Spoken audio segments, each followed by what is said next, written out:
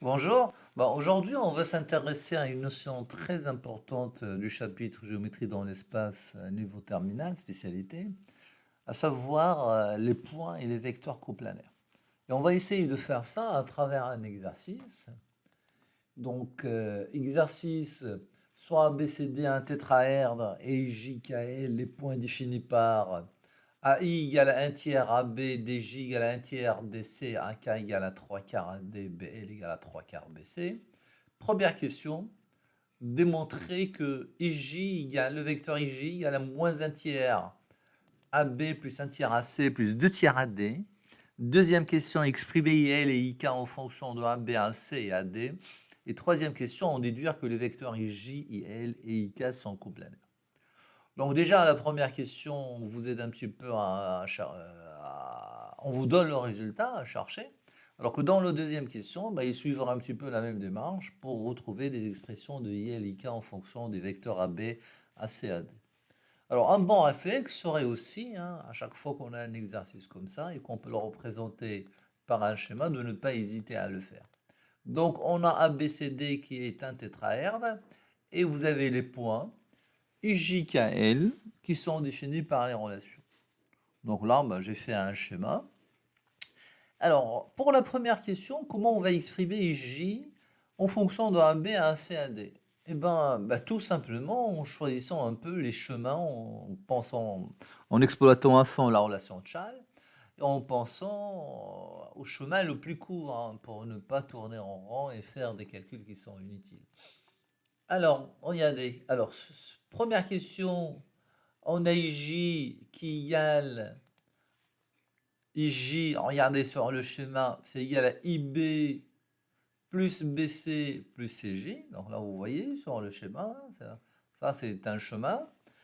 Et donc, il faut exprimer en fonction de AB, AC, AD. Donc le IB, c'est 2 tiers AB, parce que vous avez AI qui égale à 1 tiers AB. Le BC, je vais l'écrire sous forme AC moins AB, donc c'est juste Charles. Et le CJ, c'est 2 tiers CD.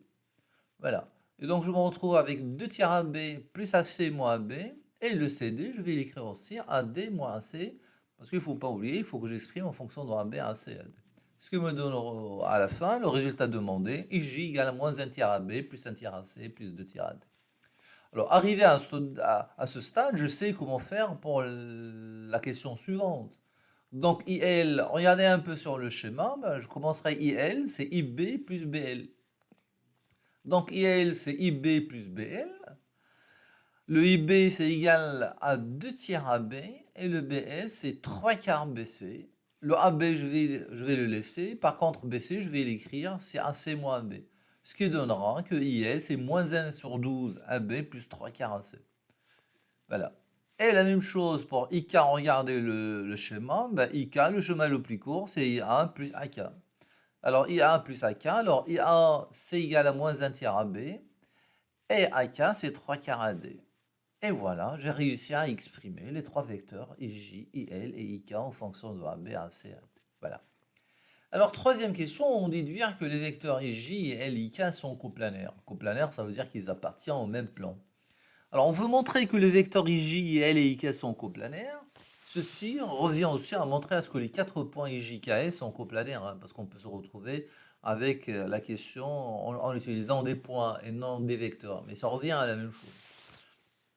Alors, trois vecteurs sont coplanaires, c'est seulement si l'un d'eux s'écrit sous forme de combinaison linéaire des autres.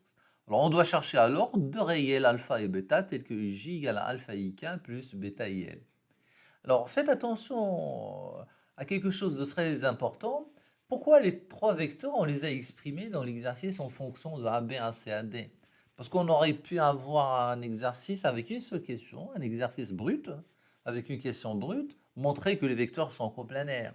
Et donc à ce moment-là, un bon réflexe serait de penser à exprimer J, L, I, K dans un repère. Et bien justement, l'utilisation de AB, AC, AD est très judicieuse ici parce que justement A, AB, AC, AD est un repère. Et il faut y penser quand ce n'est pas mentionné dans l'exercice et quand il y a des questions quand il n'y a pas de questions préliminaires qui vous aident un petit peu à le faire.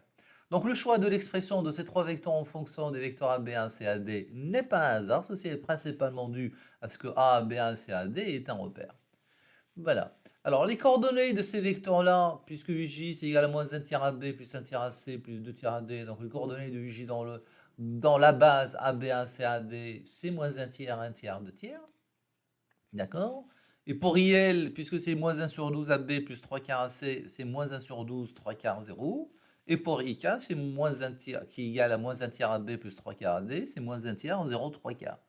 Alors, chercher alpha bêta tel que IJ égale alpha IK plus bêta IL, hein, en termes de coordonnées, ça revient en fait à résoudre le système moins 1 tiers, 2 tiers qui égale à alpha que multiplié moins 1 sur 12, 3 quarts, 0 plus bêta moins 1 tiers, 0, 3 quarts.